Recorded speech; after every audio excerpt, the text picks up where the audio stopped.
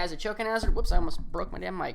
Welcome back, you guys at Choking Hazard. My name is Zach, and today we're reviewing The Irregulars, which is a new Netflix original. And it's kind of hard to explain with this show what it's generally about, because each episode has its own plot, if that makes any sense. The main characters, they're still in there, but there's always like a new bad guy, a new investigation for them to kind of go and do their own thing. So each episode kind of has its own storyline, if that makes any sense. But generally speaking, I guess what you could call it is it's kind of like a Sherlock's Holmes sort of deal. It's in Britain. It's like a Victorian area Britain.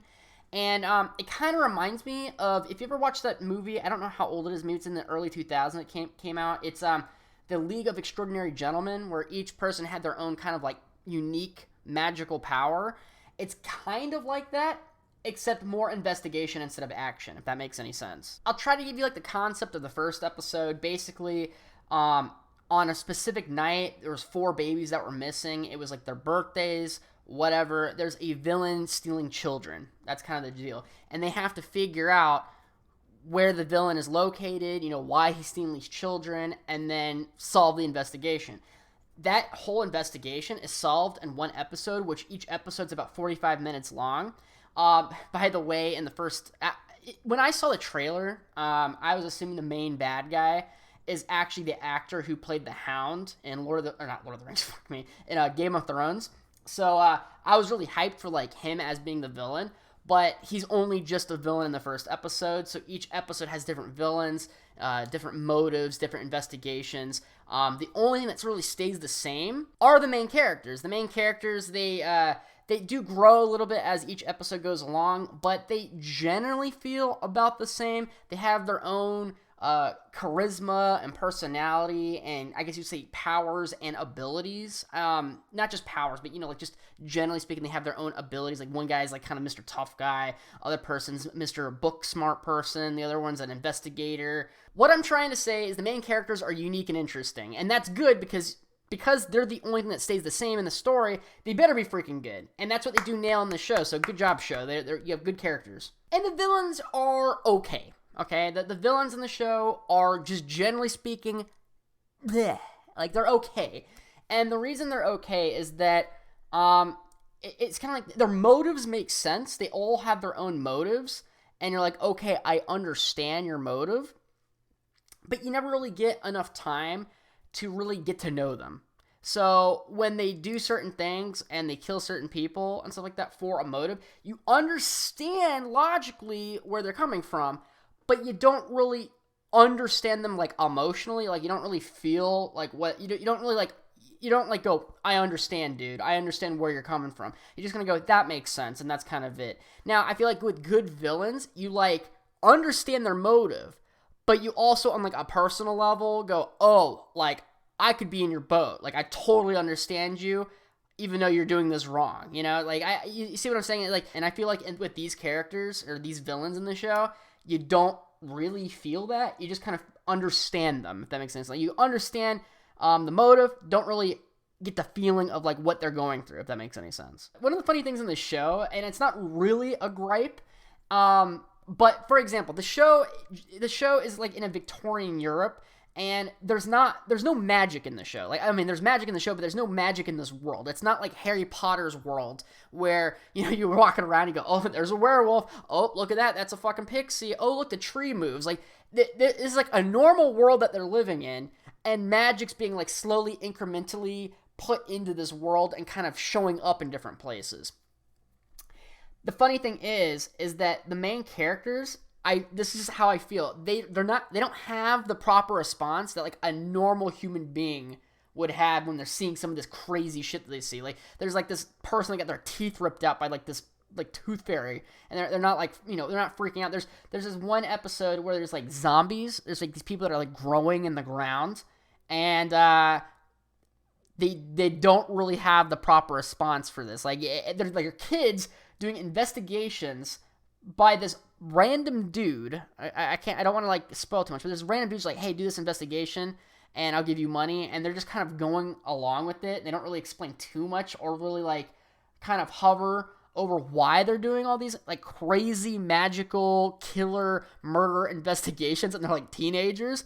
and they just don't they don't just run away and go, fuck this, you know what I mean? They're just kind of, they act as if they came from the Harry Potter world that just has magic and shit hanging around, and they're placed in this world that's barely normal. They don't really have the right reactions to some of these crazy magical events that happen. It's just kind of interesting. I'll tell you one gripe that I have that's actually a legitimate gripe.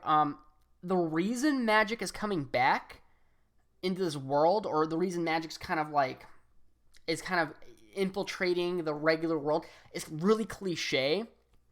They kind of just there's a magical plane and there's the normal plane of existence, and they're f***ed up now, and they're just kind of colliding, and just okay, all right, I guess that makes sense. I don't know, it's just very, very cliche. And they do the whole they do that really cliche thing where they draw a circle, and they're this is your plane and this is the other plane, and now there's a bridge between those planes. Yeah, but that doesn't really explain anything. Come on, can you give me a more sophisticated I guess you say reasoning for why there's magic in the show? They just kind of just go, yeah, by the way, it's just kind of weird. I wish they would have done something.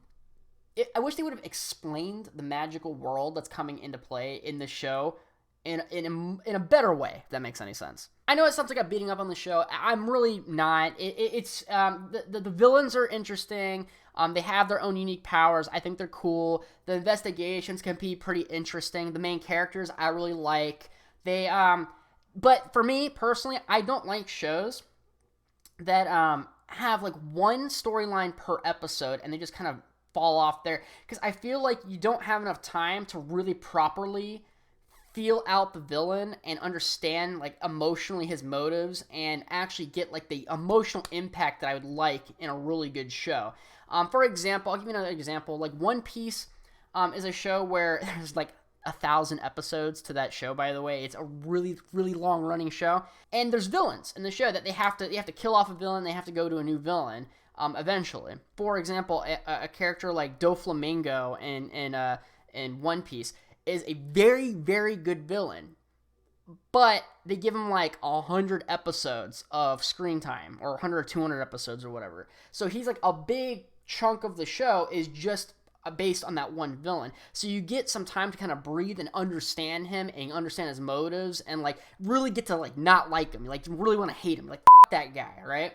In this one, or in this show, because villains are just kind of disposable, and each episode they kind of just get rid of them, you never really get the feeling of yeah, get that guy. I hate that villain. You kind of just watching the show to get to know the main characters and understand their motives and things like that, which I like. I like that they have good main characters, and the show is pretty interesting and fun to watch. So for me, I'll give it a C+.